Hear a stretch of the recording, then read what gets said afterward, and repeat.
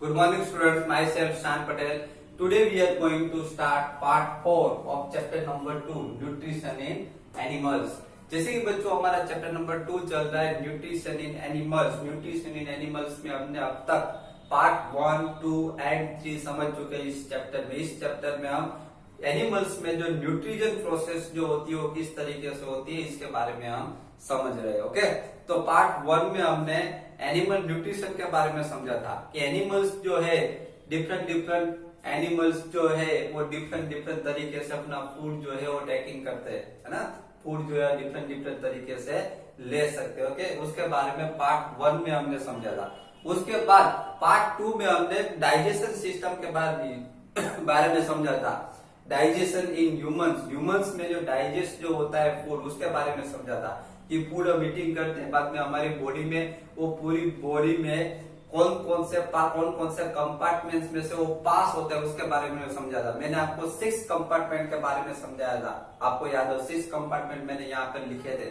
First compartment था buckle cavity वाला था, उसके बाद स्टमक था, ओसोफेगस, याद हो तो आपको। ओके, तो लास्ट लेक्चर में हमने बक्कल केविटी, माउथ है बक्कल केविटी के बारे में समझा कि माउथ के अंदर हम फूड जो ईटिंग करते हो सबसे पहले माउथ से स्टार्ट होती है उसकी प्रोसेस, डाइजेशन की प्रोसेस। तो माउथ के बारे में समझा था। माउथ के अंदर टीथ्स होते हैं, टीथ्स के टाइप्स के बारे में हमने लास्ट लेक्चर में समझा था। और लास्ट लेक्चर में हमने टंग के बारे में भी समझा था कि टंग जो है वो भी इम्पोर्टेंट है इस प्रोसेस में, डाइजेशन की प्रोसेस में टंग का भी बहुत ही इम्पोर्टेंस है। क्योंकि टंग्स के अंदर जब माउथ के अंदर हम फूड रखते हैं तब टंग्स के साथ वो जो सलाइवा मिक्स होता है और सलाइवा की हेल्प से जो कॉम्प्लेक्स फूड जो होता है वो सिंपलर फूड में कन्वर्ट हो जाता है और वो इजीली डाइजेस्ट हो जाता है। क्लियर? तो लास्ट लेक्चर में हमने इन सब के बारे में समझ लिया। आज के लेक्चर में जो सेकंड कंपार्टमेंट जो है द फूड पाइप, जिसको ओसोफेगस भी कहा जाता है, तो सेकंड कंपार्टमेंट के बारे में रीड करेंगे कि फूड जो है माउथ में से जो पास हो गया उसके बाद में कहा जाएगा, फूड पाइप में जाएगा। ओके, तो आज के लेक्चर में फूड पाइप के बारे में और थर्ड जो कंपार्टमेंट जो है जो स्टमक के बारे में स्टडी करने वाले। Okay, see here the food pipe और oesophagus. The swallow food passes into the food pipe और ओसोफेगस। देखो बच्चों, जो फूड स्वेलो कर जाते हैं हम पहले माउथ में रख के टीथ बाय द टीथ हम उसको च्यूइंग करते हैं और च्यूइंग के बाद वो फूड को हम क्या करते हैं, स्वेलो करते हैं। तो स्वेलो करते हैं तो वो फूड जो है वो फूड पाइप में से मींस ओसोफेगस में से पास होता है। कहां से पास होता है? फूड पाइप में से, ओसोफेगस में से पास है। ये देखो, ये फूड पाइप दिखाई है यहाँ पर, ये फूड पाइप है, ये फूड पाइप में से पास होता है food. Okay, then the food pipe runs along the neck and the chest. Food pipe जो है वो नेक से स्टार्ट होती है। कहां से स्टार्ट होती है? नेक से।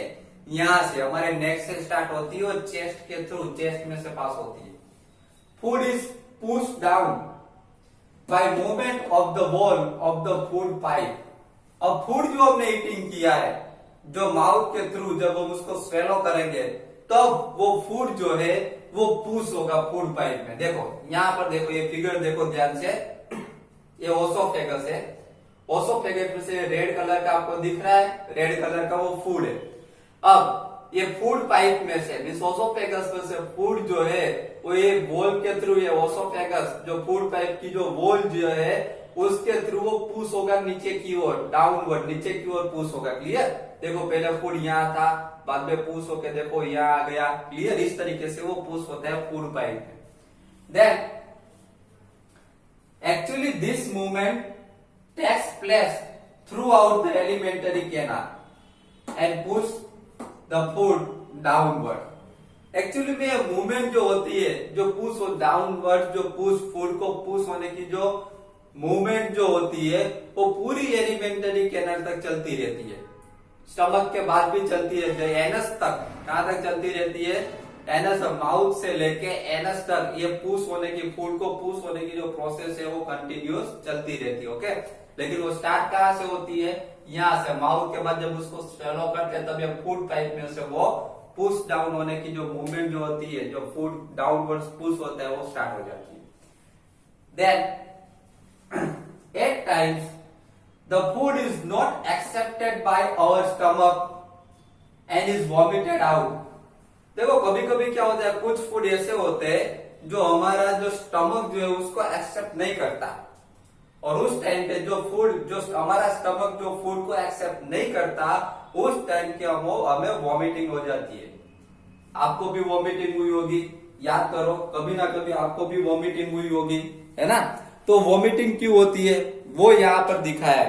वॉमिटिंग इसलिए होती है कि कुछ फूड ऐसे होते हैं जो हमारा स्टमक जो है उसको एक्सेप्ट नहीं करता, और हमारा स्टमक उसको एक्सेप्ट नहीं करता, उसकी वजह से वो फूड जो है वो बैक आ जाते हैं, वो वापिस आ जाते हैं, हमको वॉमिटिंग हो जाती है, वो बाहर निकल जाता है। ओके,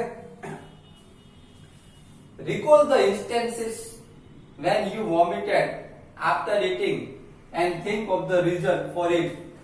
देखो आप ही याद करो कि आपको जब कभी पास्ट में कभी वॉमिटिंग हुई थी, ओके, आपने जब वॉमिटिंग की थी तब आपने क्या खाया था, ओके, और किस तरीके से वो वॉमिटिंग हो गई थी, कितने टाइम के बाद वॉमिटिंग हुई थी, ओके। तो आपको ये क्लियरली पता चल जाता है इससे कि जब हमारा स्टमक जो है कोई फूड एक्सेप्ट नहीं कर सकता, तब वो फूड जो है वो वापिस आ जाता है, उस हमें वॉमिटिंग हो जाती है और वो बाहर निकल जाते हैं, रिमूव हो जाते हैं। क्लियर।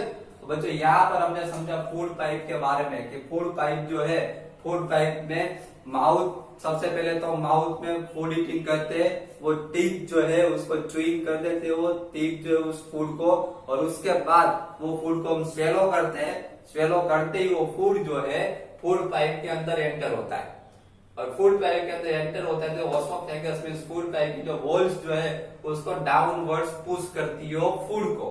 क्लियर। तो यहाँ पर हमने फूड पाइप के बारे में डिटेल में समझ लिया। Now the third step is the stomach. उसके बाद का जो कंपार्टमेंट आता है फूड पाइप के बाद में, वो स्टमक है। देखिए स्टमक में किस तरीके से होता है, ये आपको नीचे दिख रही है फिगर, ये स्टमक है, देखो ये स्टमक का part. The stomach is a thick wall bag. देखो स्टमक जो है थिक वॉल बैग है, देखो ये बैग जैसा ही है ना part. Clear. It's shape is like a flatten J. उसका शेप जो होता है ऐसे जे जैसा होता है, देखो जे टाइप का उसका शेप है। And it is the widest part of the elementary canal. ये एलिमेंटरी कैनाल का सबसे वाइडेस्ट पार्ट है, वाइडेस्ट, ओके, वाइडेस्ट पार्ट है। देखिए it receives food from the food pipe at one end and open into the small intestine at the other। देखिए यहाँ पर ऐसा बताया गया है कि फूड पाइप में वो स्टार्टिंग जो फूड पाइप में से जो फूड एंटर होता है वो स्टमक में आता है, और स्टमक के एंड में एक एंड जो स्टार्टिंग होता है वो फूड पाइप से होता है, उसका एक एंड, और दूसरा एंड जो है उसका स्मॉल इंटेस्टाइन पे फिनिश होता है। समझ में आ रहा है। इसका मतलब ये हुआ कि जो फूड पाइप में से फूड आता है वो स्टमक में आता है, और स्टमक के बाद में जो फूड जाता है वो स्मॉल इंटेस्टाइन के अंदर चला जाता है। क्लियर। ओके, तो उसका वन एंड फूड पाइप के साथ में कनेक्टेड होता है, और अदर एंड जो है वो स्मॉल इंटेस्टाइन के साथ में कनेक्टेड होता है। Now the inner lining of the stomach secretes mucus, hydrochloric acid and digestive juices. देखो स्टमक की जो इनर लाइनिंग जो है उसके साथ क्या क्या कनेक्ट होता है। तो inner lining of the stomach secretes mucus, उसकी जो इनर लाइनिंग जो है वो म्यूकस सीक्रेट करती है, हाइड्रोक्लोरिक एसिड सीक्रेट करती है, और डाइजेस्टिव जूसेस सीक्रेट करती है। याद रखिएगा क्या क्या सीक्रेट करती है। स्टमक में से क्या सीक्रेट होता है, mucus, hydrochloric acid and digestive juices. तो ये तीनों के बारे में अब हम समझेंगे कि तीनों का वर्क क्या है, ये तीनों क्या वर्क करते हैं, कौन कौन, mucus, hydrochloric acid and digestive juices जो है वो तीनों का वर्क क्या है उसके बारे में समझने वाले हम। देखें the mucus protects the lining of the stomach. Mucus क्या करता है, म्यूकस जो है लाइनिंग ऑफ द स्टमक को प्रोटेक्ट करता है। Then the acid kills many bacteria that enter along with the food and makes the medium in the stomach acidic and helps the digestive juices to act. देखिए एसिड क्या करता है, जो hydrochloric acid जो होता है, हाइड्रोक्लोरिक एसिड का वर्क क्या है, तो हाइड्रोक्लोरिक एसिड जो है वो फूड के साथ जो बैक्टीरिया एंटर हो जाते हैं उसको किल कर देता है। ओके, फूड के साथ जो बैक्टीरिया एंटर हो उसको किल कर देता है and makes the medium in the stomach acidic, stomach में वो एसिडिक मीडियम प्रोवाइड करता है and helps the digestive juices to act, और डाइजेस्टिव जूसेस वो एक्ट करता है। The digestive juice break down the proteins into simpler substances. अब digestive juices जो है उसका वर्क क्या होता है, डाइजेस्टिव जूसेस यहाँ पे क्या वर्क करता है, उसका फंक्शन क्या है, तो digestive juices break down the proteins into simpler substance. Digestive juices जो है प्रोटीन को सिंपलर सब्सटेंस में कन्वर्ट कर देते हैं, क्लियर, जिसकी वजह से वो इजीली डाइजेस्ट हो सके। ओके, तो बच्चों आज के लेक्चर में पार्ट 4 में हमने बहुत ही इंटरेस्टिंग टॉपिक के बारे में समझा। हमने सेकंड कंपार्टमेंट और थर्ड कंपार्टमेंट के बारे में समझा।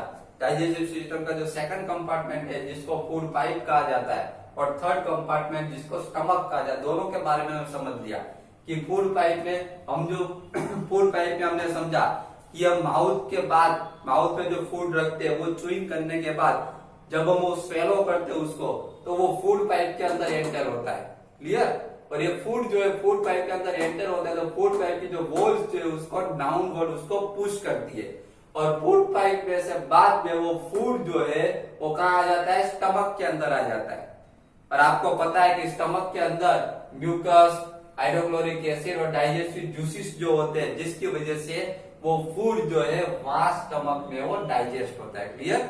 तो बच्चों यहाँ पर हमारा पार्ट 4 जो है वो कंप्लीट हो रहा है। नेक्स्ट पार्ट 5 में हम इससे के आगे जो कंपार्टमेंट जो आता है, थर्ड कंपार्टमेंट के बारे में हमने स्टडी कर लिया, 4 कंपार्टमेंट जो इसके बाद उसके बारे में स्टडी करेंगे। Okay, thank you very much.